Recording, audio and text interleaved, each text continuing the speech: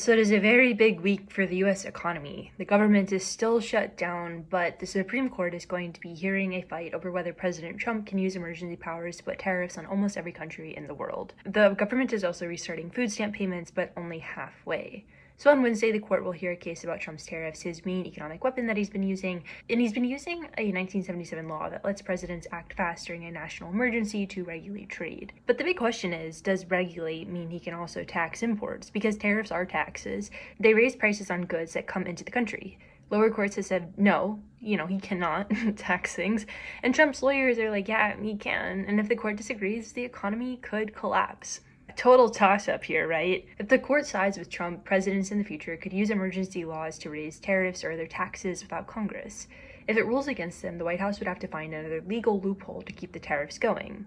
Either way, the tariffs aren't disappearing entirely. They've become a major source of government revenue, even at an immense cost, and are a big driver of prices. Tariffs are adding roughly 0.4 percentage points to inflation and have already cost global companies more than $35 billion this year. Most big corporations have stayed pretty quiet about the case, likely because they fear retaliation from Trump's team, so it's small businesses that are leading the lawsuit. Which that's very much like how America is operating right now, where big corporations are staying out of the fray of a lot of things that they could be really useful for, and small businesses have to step up and fill in the slack. There are three potential outcomes here. They uphold the tariffs, and markets read it as a green light for tariff-first policy. Pricing power sticks, inflation continues to have upward pressure, uncertainty remains because rates and coverage can change by tweet, it seems.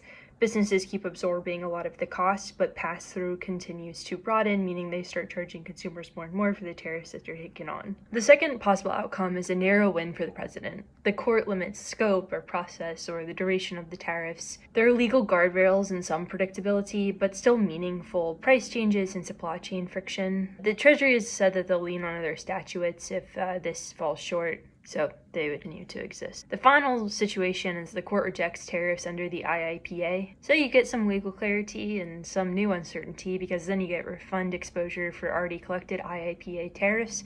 Would be totally operationally messy. It feels like very silly things to be fighting over. Should the government have unilateral power to tax things? No. That's why we have three branches of government, right? Congress is the one that's supposed to be approving tariffs. It's in the Constitution. So huge week for the economy, and it could totally change everyone's lives.